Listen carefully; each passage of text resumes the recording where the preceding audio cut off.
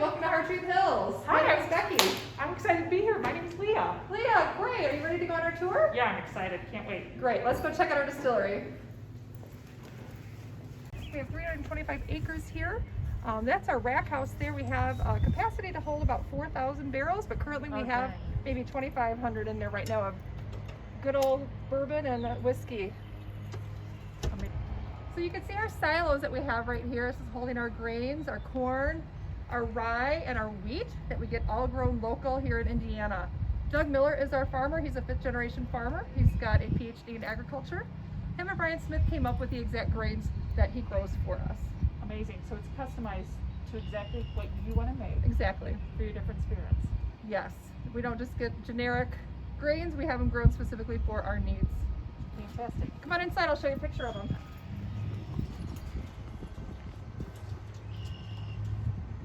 So this is Doug Miller, our farmer, talking to Brian Smith, our head distiller here. See all of our corn. This is out in Rush County, Indiana. And there he is again there. So we're pretty proud of having everything local grown for us here. Absolutely. Huge for both communities. Yes, absolutely. We are a sweet mash facility. Okay. And most of your bourbons will be sour mash. Okay. It's the old traditional way. We are one of 7 distilleries that are a sweet mash distillery. And why, what's the difference between sweet and sour, except, I mean, obviously the taste of sour versus sweet, but why is that unique to be sweet?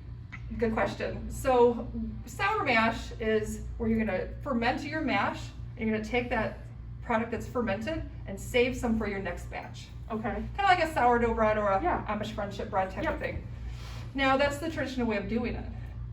We are, like I said, one of 7 distilleries that uses sweet mash. Brian Smith and the owners decided to do a sweet mash. It is the more expensive way of doing things. And what we do is we start with fresh grains and fresh yeast each batch. Clean and sanitize afterwards, and then we start fresh again. Okay. And what that does is it makes a nicer mouthfeel and adds more flavor. Oh, fascinating. Learn something new every day. Yes. All right, well, you can smell that goodness fermenting. Let's go take a peek.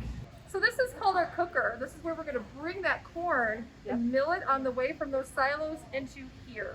We're gonna add water, fill it up, add an enzyme, and then we're gonna cook it for about 5 hours at 180 degrees. And that is going to get all the sugars to release out of that grain. Okay. That's where that sweet mash term comes from. Okay, got it. We're gonna transfer it over here to a fermentation tank. And then we're gonna add that yeast. You can smell You it. can smell it, right? So that yeast is eating the sugar in that grain, that corn right now. So that's what's producing those bubbles, which is carbon dioxide. You can feel the heat coming off it, can't you?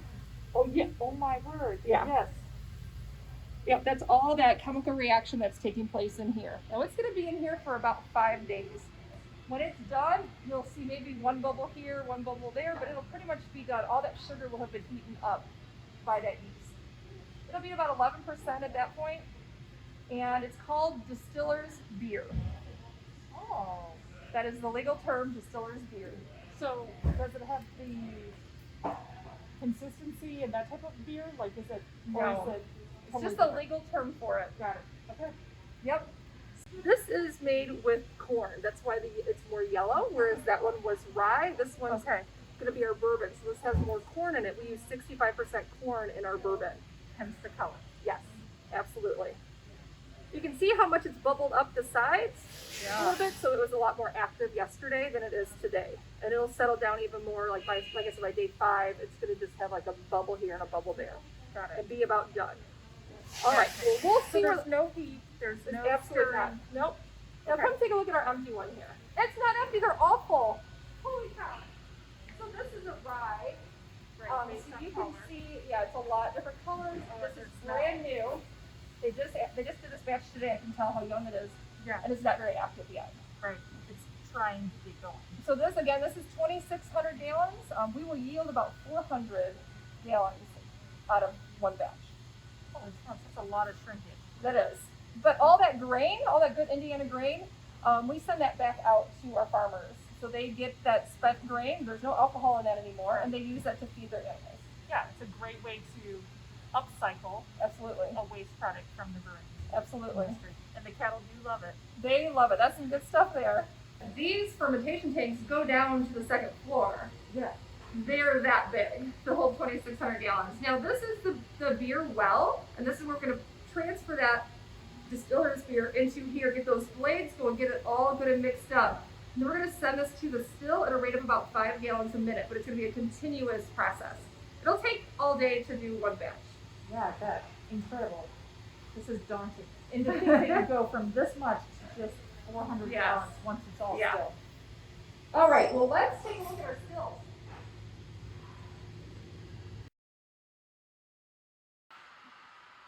So from the beer well, it's going to go to this column still here. We have all of our stills are handcrafted and custom made for us from Vendome out of Louisville, Kentucky. They're the premier still makers. So this column still is where that distiller's beer is going to go. So what's going to happen is there's plates in by every window, and those plates have holes in them. And what's going to happen is it's going to heat up really hot and start turning that distiller's beer into vapor. So that mash is going to fall down through those holes. And the gases are going to rise up to the top. They're going to hit that condenser up there. It's going to turn it to liquid.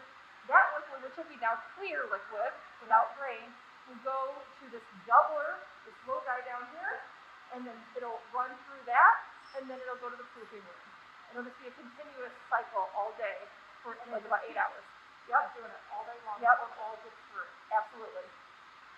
And then that grain, like I said, goes out back into a tank for the farmers.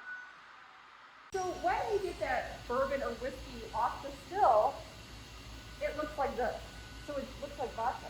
It's Or clear. clear. Yes, absolutely. Now this is about 140 proof, and this is called White Dog. Like it. So would you like to try some? Well, we might as well. Now this, I want you to smell it first, and what's kind of remarkable is how fruity it smells.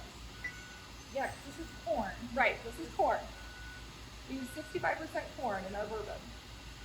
But it smells kind of fruity, doesn't it? Right.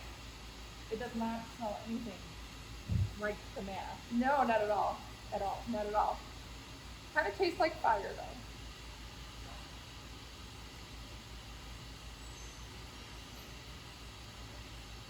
Woo! Fire! Fire.